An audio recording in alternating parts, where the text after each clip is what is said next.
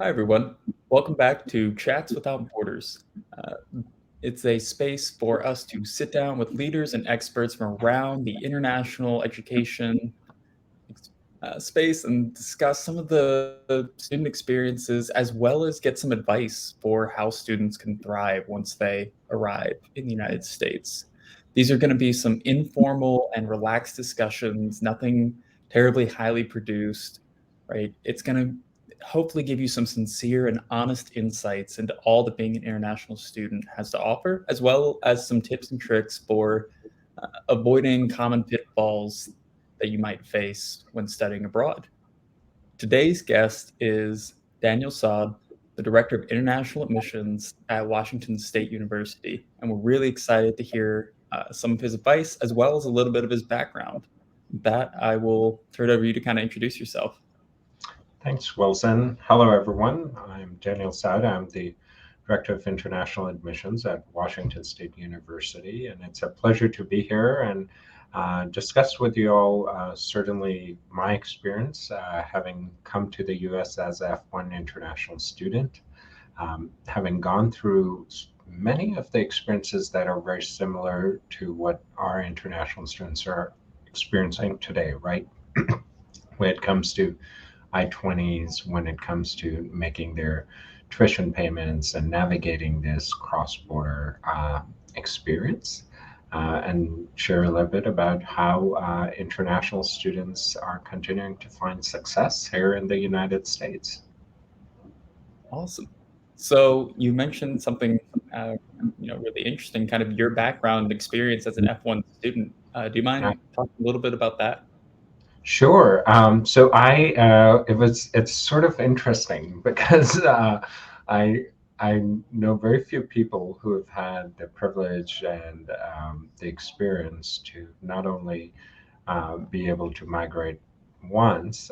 We migrate for various reasons, but my parents and I immigrated, our entire family, when I was a teenager from Pakistan to Canada.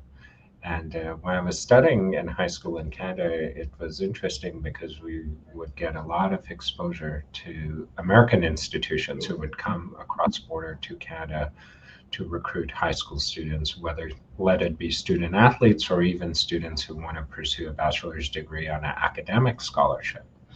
And one of the great things about Canada is that the Canada Student Loan Program qualifies students to study in the United States and or take financial aid from Canada.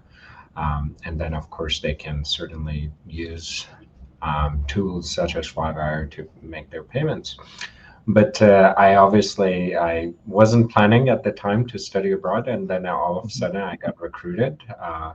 Was recruited by Hawaii Pacific University, and when you are a student living in wintry Canada on a December day, Yeah. you remind yourself, oh, there is a better way to have a university experience other than deal with snow. But to be honest, actually, it wasn't so much even the weather. What changed was that I wanted an international experience in which I was truly prepared to be a global citizen. The part that attracted me to US universities was something that people don't often think about, which is that you have the flexibility to study whatever you want. In Canada and other countries, normally you decide on a specific degree program or a major, and that's all you can study, right? There's very little flexibility to change majors or programs after a year or 2 years. And that flexibility, that truly entrepreneurial mindset about studying and pursuing your passion is what attracted me to study in the United States and then ended up here. What's interesting is during that time, I was also a very involved student. I was a student leader in the National Model UN program, and I was also very involved in other ways as a resident advisor, as a student government leader, as in terms of our international student councils that many universities and colleges have here in the U.S. And so that led me to recognize that I really enjoyed working in higher education, which is how I ended up in my profession. Nice. That is quite the story, going Yeah, from Pakistan to old Canada to the shores of Hawaii. yeah. That is And awesome. now Washington. Yeah. There's a thing for West Coast there, definitely, I think. So, with that, you talked a little bit about the importance of the flexibility to be able to study what you wanted and getting involved. What other piece of advice do you have for students that are, thinking about studying abroad or currently studying? Sure. And that's a great question because I think the biggest myth that exists out there in the market, and just in marketplace in general, I would say, is that there's this conception that, oh, US institutions are very expensive.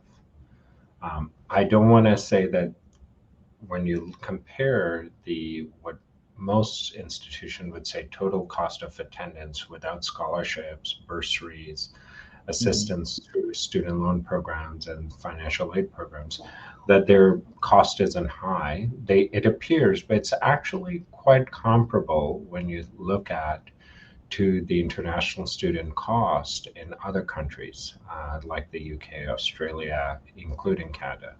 And so, one of the things I think I tell students all the time is don't just deter yourself by not applying just because you see a sticker price. What right in consumerism we call the sticker Mhm. shock, Yeah. right? Don't let that deter you from applying, because the beauty of applying to American educational institutions is that every institution has its own process, and so there's a very good chance that you may be considered for other scholarships, other financial aids that you did not think about. So go ahead and apply at least, and then go through the process, go through the due process of admission and everything, and see where you end up.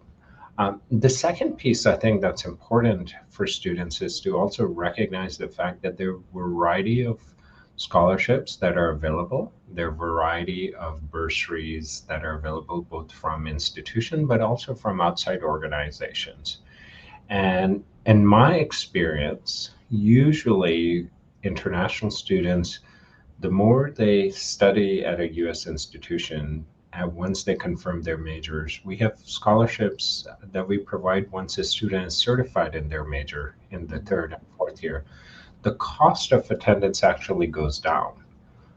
So that oftentimes students seem to think that, oh, the cost of attendance will be the same.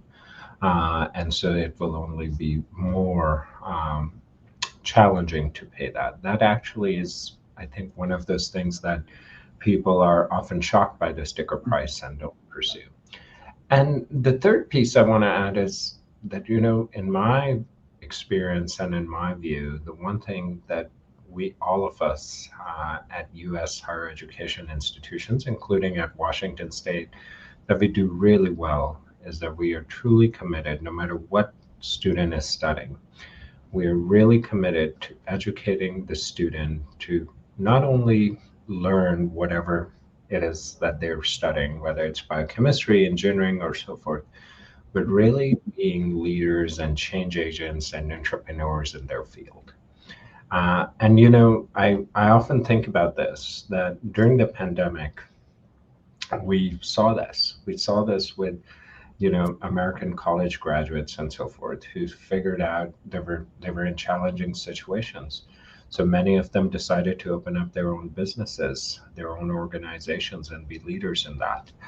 We see that when we in the workforce, when college graduates are faced with challenges, oftentimes it's those leadership skills, the soft skills that we Yeah. bring into the curriculum in form of general education curriculum, general ed courses that allow them to figure out, okay, if we are dealing with a chip production issue Mhm. because of the pandemic, how are we going to figure out as a company to address that issue? What does that mean in terms of building up groups and working groups and finding a way to overcome that challenge? And so I think the curriculum in the American education provides that additional benefit that's rare to find in other countries, right? In other countries, typically when you study for a specific field, you're just studying that. You won't take courses in business, or you may not take courses.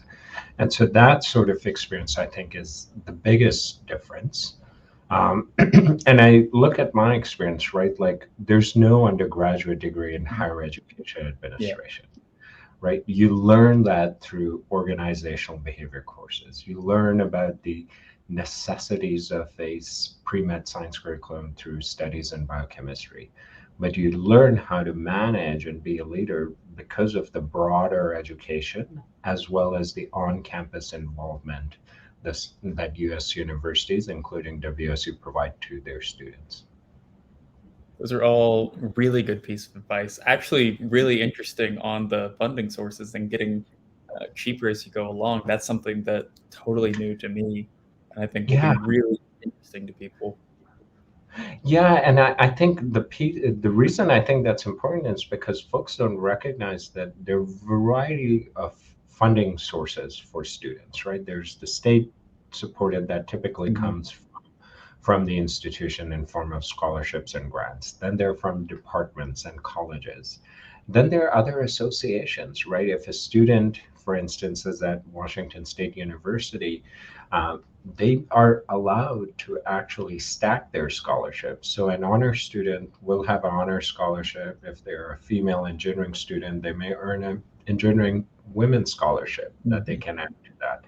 They may have a leadership scholarship that they can add It to just that. keeps adding up and adding up. Had it, right. And so that is rare to find, right? Typically in other countries, as international student, you know exactly what you're paying in the beginning, and there's no moving around that, right? In the US and in our case at Washington State University, students have all these opportunities. And not to mention, we still provide the students the opportunity to work on campus. I Mhm. work in international admissions here in the Office of International Programs, and we have student leaders who are working in our office from all parts of the world. Um, and so that provides additional, not only financial support, but it provides leadership skills and Yeah. training so that when they're going to apply for a job later on, they are much more prepared and know how to work in an office setting. Yeah, and I think those soft skills are something that, don't get talked about nearly as much, so that's really, really great that y'all provide that. Yeah. But it's And increasingly, I think CEOs and business leaders, whenever they're asked about that, Mhm. what is the one thing, they always talk about that piece, right? Like, Yeah. we can get software developed and everything. Yep. Those are all learned skills. We can get people to execute those. It's the leadership that comes in moments of crisis, in the moments like a pandemic, where you want your workforce, you want your business managers and folks that work in your organization to excel and soar. Yeah, and it's, that resilience, that ingenuity, right? That's something that, Yeah, um, seems to have served you really well as, like, the flexibility, right? That you kind right. of learn on the fly. Sure. Yeah, I mean, it's been a deeply personal experience, right? So I share that with colleagues and friends that serving in this role as a director of international admissions for WSU is truly a service back to not only the state of Washington, but it's a service to the U.S. Because of how much it's provided me, right? After I finished my undergraduate degree in Hawaii, I received my master's at Merrimack College and outside of Boston, and then received my doctorate from Vanderbilt. And each time those experiences at an American university has shaped my perception, has helped me appreciate Mhm. the opportunities they offer. And I'll tell you, all of those places offered me financial aid. All of those places provided all students the opportunity to be involved, be a student leader, and really they propel in you as part of the curriculum, I think, to think how to be creative, how to be a leader in your field. And so it's nice to give back and serve our students who come. We have students at Washington State from nearly 135 different countries, and to serve in this capacity to help them when they're looking at colleges and help them and see if WSU is a good fit for them. It's a wonderful privilege. I think that is an inspiring point to kind of end on, wrap everything up. I want to thank you, Daniel, for your time, just sitting down talking with us, getting to hear your story and some of your really kind of learned on the job advice and lived Mhm. experience. I think will be really valuable to everybody who's gotten to listen to you today, and really look forward to talking with you again sometime down the road. Please, thank you so much for having me, and thank you for letting me share my story. And for listeners, I encourage you to consider studies in the US, and should those interests lead you to consider Washington State University, consider us. We're partners with Flywire and that, of course. And so thank you for having me. Awesome. Thank you. Thanks.